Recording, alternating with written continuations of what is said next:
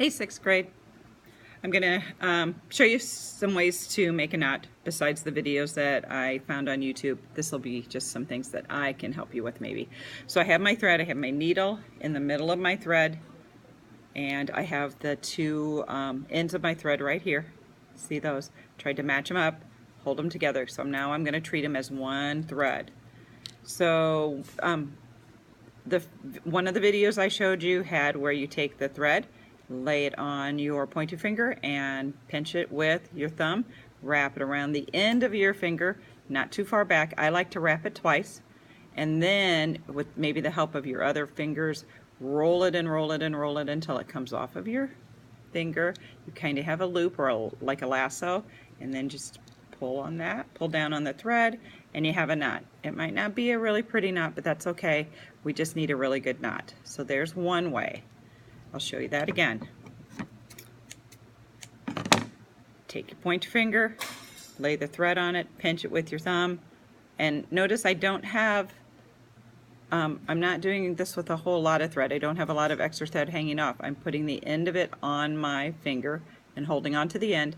Wrap it 2 times and then roll. Wrap and roll, wrap and roll.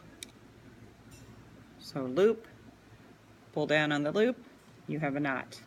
So there's one way. The second way is maybe something you used to do or you've done before with you just need a knot. You're not thinking of sewing, but you're just trying to tie a knot in a rope. You can hold on and you can just make it so it goes into a loop and then tuck that end up and through. And I would say once you've tucked it up and through one time, you do it again. You tuck it a couple times through there and just keep tucking it so that you get a big enough knot on the end.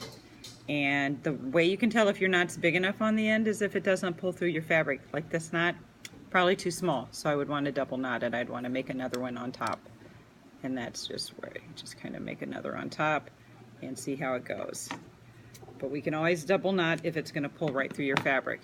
Okay, so the last way is I hold my needle, let's see, get where the camera is, my needle in my right hand, pointing straight up. I take the 2 threads, lay them on top of the needle, hold on to them with my pointer finger, my right-handed pointer finger, and I wrap the threads around 3 times.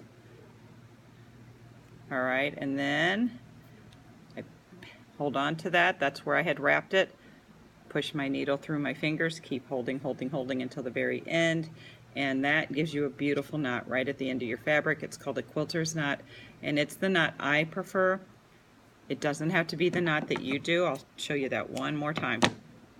Okay, so needle in my right hand because I'm right-handed, and the thread, lay it against the needle,